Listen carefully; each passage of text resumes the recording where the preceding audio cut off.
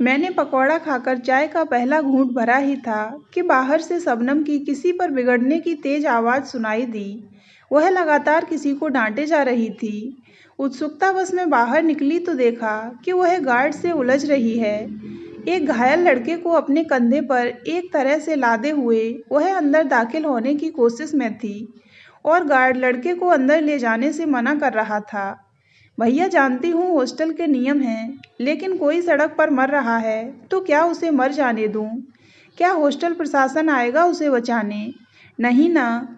अरे, इंसानियत की तो बात ही छोड़ दो। यह बताओ किस कानून में लिखा है कि एक घायल को हॉस्टल में लाकर दवा लगाना मना है? मैं इसे कमरे में तो ले जा नहीं रही, बाहर ग्राउंड में जो बेंच है उसी पर लिटाऊंगी। फिर तुम्हें क्या प्रॉब्लम हो रही है? लड़कियां अपने बॉयफ्रेंड को लेकर अंदर घुसती हैं, तब तो तुमसे कुछ नहीं बोला जाता, शबनम झल्लाती हुई कह रही थी। गार्ड ने झेंपते हुए दरवाज़ा खोल दिया और शबनम बड़बड़ाती हुई अंदर दाखिल हुई। उसने किसी तरह लड़के को बेंच पर लिटाया और ज़ोर से चीखी, अरे कोई है? ओ बाजी, देख क्या रही हो? जाओ ज़रा पानी लेकर आओ। फिर मुझ पर नज़र पड़ते ही उसने कहा, नेहा प्लीज़ डिटॉल ला देना, इसके घाव पोंछ दूँ, और हाँ, कॉटन भी लेती आना। मैंने अपनी अलमारी से डिटॉल निकाली और बाहर आई। देखा शबनम अब उस लड़के पर बरस रही है। कर ली खुदकुशी? मिल गया मज़ा? तेरे जैसे लाखों लड़के देखे हैं। लड़की ने बात नहीं की या फेल हुए तो जान देने चल दिए।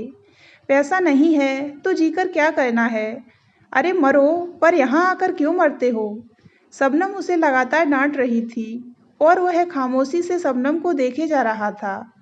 उसका दायां हाथ काफ़ी जख्मी हो गया था। एक तरफ चेहरे और पैरों पर भी चोट लगी थी। माथे से भी खून बह रहा था। बाजी बाल्टी में पानी भर लाई और शबनम उसमें रुई डुबा डुबा कर उसके घाव पोंछने लगी। फिर घाव पर डिटॉल लगाकर पट्टी बांध दी और मुझसे बोली, तू जरा इसे ठंडा पानी पिला दे, तब तक मैं इसके घर वालों को खबर कर देती हूँ। तू इसे पहले से जानती थी शबनम? मैंने पूछा तो वह मुस्कुराई। अरे नहीं, मैं ऑफिस से आ रही थी तो देखा यह लड़का जानबूझकर गाड़ी के नीचे आ गया। इसके सिर पर चोट लगी थी, इसलिए यहाँ उठा लाई। अब घर वाले आकर इसे अस्पताल ले जाएं या घर, उनकी मर्जी, कहकर उसने लड़के से उसके पिता का नंबर पूछा और उन्हें बुला लिया। इधर मैं अपने कमरे में आकर शबनम के बारे में सोचने लगी। आज कितना अलग रूप देखा था मैंने उसका। उस लड़के के घाव पहुँचते वक्त वह कितनी सहज थी। लड़कियां चाहे कुछ भी कहें, आज मैंने महसूस किया था कि वह दिल की कितनी अच्छी है। पूरे हॉस्टल में अक्खड़, मुंहफट और घमंडी कही जाने वाली शबनम की बुराई करने से कोई नहीं चूकता। लड़कियां हों या गार्ड या फिर काम वाली, हर किसी की यही शिकायत थी कि शबनम कभी सीधे मुंह बात नहीं करती, अकड़ दिखाती है। टीवी देखने आती है तो ज़बरदस्ती वही चैनल लगाती है जो उसे देखना हो, दूसरों की नहीं सुनती। वैसे ही उसकी जिद रहती है कि काम वाली सुबह सबसे पहले उसका कमरा साफ करे। पहनावे में भी दूसरों से बिल्कुल अलग दिखती थी वह। गर्मी हो या सर्दी, हमेशा पूरी बाजू के कपड़े पहनती, जिसकी नेक भी ऊपर तक बंद होती। उसकी इस अटपटी ड्रेस की वजह से लड़कियां अक्सर उसका मजाक उड़ाती थीं, पर वह इस पर ध्यान नहीं देती थी। देखने में वह बेहद खूबसूरत थी, पर नाम के विपरीत चेहरे पर कोमलता नहीं, शक्ति के भाव होते थे। डील डॉल भी काफ़ी अच्छा था और आवाज़ काफ़ी सख्त थी, जो उसकी पर्सनैलिटी को दबंग बनाती थी और सामने वाला उससे पंगे लेने से बचता था। वह मेरे कमरे के साथ वाले कमरे में रहती थी, इसलिए मुझसे उसकी थोड़ी बहुत बातचीत होती रहती थी। हम एक दो दफ़ा साथ घूमने भी गए थे, पर हमेशा ही मुझे वह ऐसी बंद किताब लगी जिसे चाह कर भी पढ़ना मुमकिन नहीं था। 8-10 दिन बाद की बात है, मैंने देखा शबनम ग्राउंड में बेंच पर बैठी किसी लड़के से बात कर रही है। उस वक्त शबनम की आवाज़ इतनी तेज़ थी कि लग रहा था वह उस लड़के को डांट रही है। 2-3 लड़कियां उधर से शबनम का मजाक उड़ाती हुई आ रही थीं। एक कह रही थी, लो आ गई उस लड़के की सामत, उसे नहीं पता कि किस लड़की से पाला पड़ा है उसका। दूसरी ने कमेंट किया, लड़का कह रहा होगा, मुझ पर करो न यो सितम। मैंने गौर से देखा, यह तो वही लड़का था जिसकी उस दिन शबनम ने मरहम पट्टी की थी। लड़का अब काफ़ी हद तक ठीक हो चुका था, पर माथे और हाथ पर अभी भी पट्टी बंधी थी। बाद में जब मैंने शबनम से उसके बारे में पूछा तो वह बोली, धन्यवाद कहने आया था, और हिम्मत तो देखो, मुझसे दोस्ती करना चाहता था। कह रहा था फिर मिलने आऊँगा। तो तुमने क्या कहा? अरे मुझे क्या कहना था, अच्छी तरह समझा दिया कि मैं दोस्ती वोस्ती के चक्कर में नहीं पड़ने वाली। रोज़ रोज़ मेरा दिमाग खाने के लिए यहाँ आने की ज़रूरत नहीं है। लड़कों की फितरत अच्छी तरह समझती हूँ मैं। आगे उस लड़के का हश्र क्या होगा, यह मैं अच्छी तरह समझ सकती थी।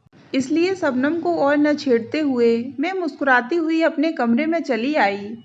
उस दिन के बाद 2-3 बार और भी मैंने उस लड़के को शबनम से बातें करते देखा, और हमेशा शबनम उसे झिड़कती हुई ही दिखी। एक दिन उसने बताया कि वह लड़का हाथ धोकर पीछे पड़ गया है, फ़ोन भी करने लगा है कि मैं तुम्हें पसंद करता हूँ। अरे यार, बदतमीजी की भी हद होती है। घाव पर मरहम क्या लगाया, वह तो हाथ पकड़ने पर आमादा हो गया है। तो इसमें बुराई क्या है यार, वह तुझे इतना चाहता है, देखने में भी हैंडसम है, अच्छा कमाता है, घर परिवार भी अच्छा है, तूने ही बताया है। तो तू मना क्यों कर रही है? क्या कोई और है तेरी ज़िंदगी में? मैंने पूछा। नहीं, कोई और नहीं है, ज़रूरत भी नहीं है मुझे, और वह जैसा भी है उससे मुझे क्या लेना देना। आज पीछे पड़ा है तो हो सकता है कल देखना भी न चाहे, अजनबी बन जाए, हज़ारों कमियां निकाले मुझ में। इतना ही अच्छा है तो ढूंढ लेना कोई अच्छी लड़की। मैंने क्या मना किया है? मैं क्यों अपनी खुशियाँ किसी और के आश्रय छोड़ूं? जैसी भी हूँ ठीक हूँ। कहते कहते उसकी आंखें नम हो उठीं। शबनम, प्यार बहुत खूबसूरत होता है, वह वीरान जिंदगी में खुशियों की बहार लेकर आता है। किसी से हो जाए तो सूरत उम्र जात कुछ नहीं दिखता। इंसान उस प्यार को पाने के लिए हर कुर्बानी देने को तैयार रहता है। मैंने उसे समझाना चाहा, पर वह अकड़ती हुई बोली, बहुत देखे हैं प्यार करने वाले, मैं इन झमेलों से दूर सही, और अपने कमरे में चली गई। अगले दिन वह लड़का मुझे हॉस्टल के गेट पर मिल गया। मुझसे विनती करता हुआ बोला, प्लीज़ नेहा जी, आप ही समझाओ ना शबनम जी को, वे मुझसे मिलना नहीं चाहती। तुम प्यार करते हो उससे? मैंने सीधा प्रश्न किया तो चकित नज़रों से उसने मेरी तरफ देखा, फिर सिर हिलाता हुआ बोला, बहुत ज़्यादा। जिंदगी में पहली दफ़ा ऐसी लड़की देखी, खुद पर निर्भर, दूसरों के लिए लड़ने वाली, आत्मविश्वास से भरपूर। उसने मुझे जीना सिखाया है, मुश्किलों से हार मानने के बजाय लड़ने का जज्बा पैदा किया है। मैंने तो औरतों को सिर्फ पति के इशारों पर चलते, रोते सुबकते और घरेलू काम करते देखा था, पर वह बहुत अलग है। जितना ही उसे देखता हूँ, उसे पाने की तमन्ना बढ़ती जाती है। प्लीज़ आप मेरी मदद करें, मेरे मन की बातें उस तक पहुँचा दें। मैं कोशिश करती हूँ, मैंने कहा तो उसके चेहरे पर खुशी की लहर दौड़ गई।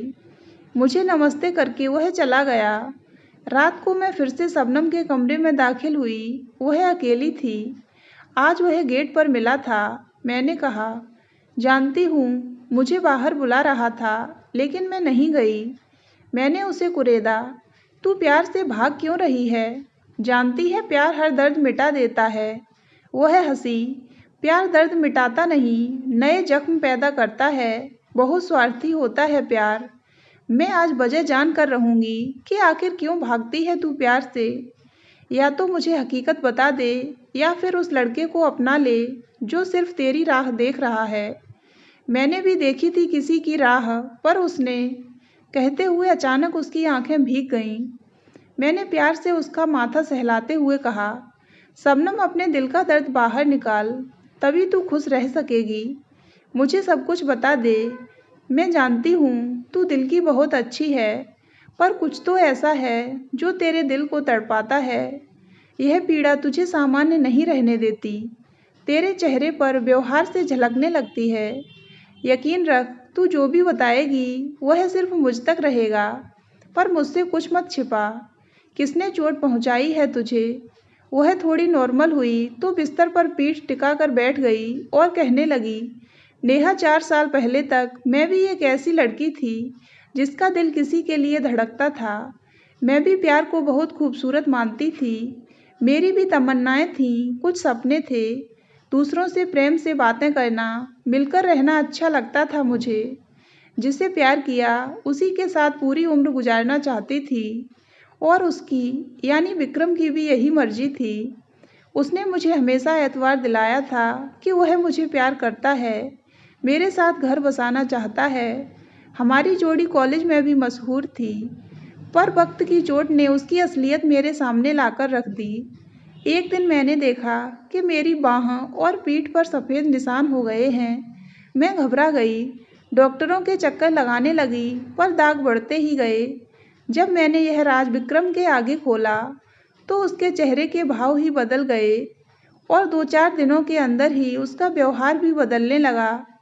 अब वह मुझसे दूर रहने की कोशिश करता। हालांकि 1-2 बार मेरे कहने पर वह मेरे साथ डॉक्टर के यहाँ भी गया, पर कुछ अनमना सा रहता था। धीरे धीरे वह मिलने से भी कतराने लगा। उधर हमारी पढ़ाई पूरी हो गई और पापा को मेरी शादी की फिक्र होने लगी। मैंने विक्रम से इस बारे में चर्चा की तो वह शादी से बिल्कुल मुकर गया। मैं तड़प उठी, उसके आगे रोई, गिड़गिड़ाई, पर सिर्फ इस सफ़ेद दाग की वजह से वह मुझसे जुड़ने को तैयार नहीं हुआ। कहते हुए उसने अपने कुर्ते की बाजू ऊपर उठाई। उसकी बाह पर कई जगह सफ़ेद दाग थे। शून्य की तरफ देखते हुए वह बोली, मैं आज भी उसे भुला नहीं सकी, पर कहाँ जानती थी कि उसका प्यार सिर्फ मेरे शरीर से जुड़ा था। शरीर में दोष उत्पन्न हुआ तो उसने राहें बदल लीं, किसी और से शादी कर ली। तभी मैंने समझा कितना स्वार्थी, कितना संकीर्ण होता है यह प्यार। मैंने तो विक्रम की शक्ल नहीं देखी थी। देखने में बिल्कुल एवरेज था, सांवला, मोटा। मैं उससे बहुत खूबसूरत थी। मैं चाहती तो उसकी कमियां गिनाकर उसे ठुकरा सकती थी, पर मैंने तो प्यार किया था और उसने ऐसी चोट दी कि सारे जज्बात ही खत्म कर डाले। तभी से मुझ में एक तरह की जिद आ गई। मैं समझ गई कि जिंदगी में मांगने पर कुछ नहीं मिलता। मुझे जो चाहिए होता वह ज़बरदस्ती दूसरों से छीनने लगी। खुद को कमज़ोर महसूस नहीं कर सकती थी मैं। किसी की सहानुभूति भरी नज़रें भी नहीं चाहिए, नहीं किसी का इनकार सह पाती हूँ। यही जिद मेरे व्यवहार में नज़र आने लगा है। और शायद यही वजह है कि मैं 35 की हो गई पर शादी के नाम से दूर भागती हूँ। यह सब बहुत ही स्वाभाविक है शबनम, पर सच तो यह है कि विक्रम का प्यार मैच्योर नहीं था। वह दिल से तुझसे जुड़ ही नहीं सका था, इसीलिए तुम्हारे रिश्ते का धागा बहुत कमज़ोर था। वह हल्की सी चोट भी सह नहीं सका। पर अर्पण की आंखों में देखा है मैंने, वाकई उसके दिल में सिर्फ तुम हो, क्योंकि उसने सूरत देखकर नहीं, तुम्हारे गुण देखकर तुम्हें चाहा है। इसलिए वह तुम्हारा साथ कभी नहीं छोड़ेगा। किसी स्वार्थी इंसान की वजह से खुद को खुशियों से बेजार रखना कहाँ की अक्लमंदी है। शबनम, यह ठंडी हवा के झोंके सा अर्पण का प्यार तुम्हारे जख्मों पर मरहम लगा सकता है, तो दिल की खिड़कियां बंद कर लेना सही नहीं। मैं कैसे मान लूं कि अर्पण का प्यार सच्चा है, स्वार्थी नहीं। ऐसा कर उसे हर बात बता दे, फिर देख वह क्या कहता है। मैं जानती हूँ उसका जवाब निश्चित रूप से हाँ होगा। शबनम ने उसी वक्त फ़ोन उठाया और बोली, ठीक है, यह भी करके देख लेती हूँ। अभी तेरे सामने बताती हूँ उसे सब कुछ। फिर उसने फ़ोन मिलाया और स्पीकर ऑन कर बोली, अर्पण, मैं तुमसे बात करना चाहती हूँ अभी, इसी वक्त। समय है तुम्हारे पास? बिल्कुल, आप कहिए तो, अर्पण ने जवाब दिया। अर्पण, तुम्हारे दिल की बात नेहा ने मुझ तक पहुँचा दी है। अब मैं अपनी ज़िंदगी की असलियत तुम तक पहुँचाना चाहती हूँ। बस एक हकीकत जिसे सुनकर तुम्हारा सारा प्यार काफूर हो जाएगा। ऐसा क्या है शबनम जी? बात यह है कि मेरे पूरे शरीर पर सफ़ेद दाग हैं जो ठीक नहीं हो सकते। गले पर, पीठ पर, बाहों पर और आगे हर जगह। अब बताओ, क्या है तुम्हारा फैसला? फैसला क्यों बदलेगा शबनम जी? और दूसरी बात यह है कि किसने कहा दाग ठीक नहीं हो सकते? मेरे अंकल डॉक्टर हैं, उन्हें दिखाएंगे हम। वक्त लगता है, पर ऐसे दाग ठीक हो जाते हैं। मान लीजिए ठीक न हुए तो भी मुझे कोई फ़र्क नहीं पड़ता, क्योंकि मैं आपको चाहता हूँ। कमियाँ तो मुझ में भी हैं, पर उससे क्या? एक दूसरे को अपनाने का मतलब एक दूसरे की खूबियों और कमियों को स्वीकारना ही तो होता है। कल को मेरे शरीर पर कुछ हो जाए या मुझे कोई बीमारी हो जाए तो क्या आप मुझे छोड़ देंगी? नहीं ना शबनम जी, बताइए। मेरी मम्मी पास ही बैठी हैं, उन्होंने सब कुछ सुन लिया है और उनकी तरफ से भी हाँ है। आप बस मेरा साथ दीजिए। आप नहीं जानती, मैंने बहुत कुछ सीखा है आपसे। आप मेरे साथ रहेंगी तो मैं खुद को बेहतर ढंग से पहचान सकूंगा, जी सकूंगा अपनी ज़िंदगी। I love you. शबनम ने मेरी तरफ देखा।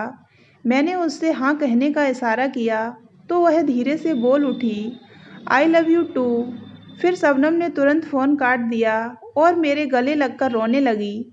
मैं जानती थी आज उसकी आंखें भले ही रो रही हों, पर दिल पहली दफ़ा पूरी तरह प्यार में डूबा मुस्कुरा रहा था।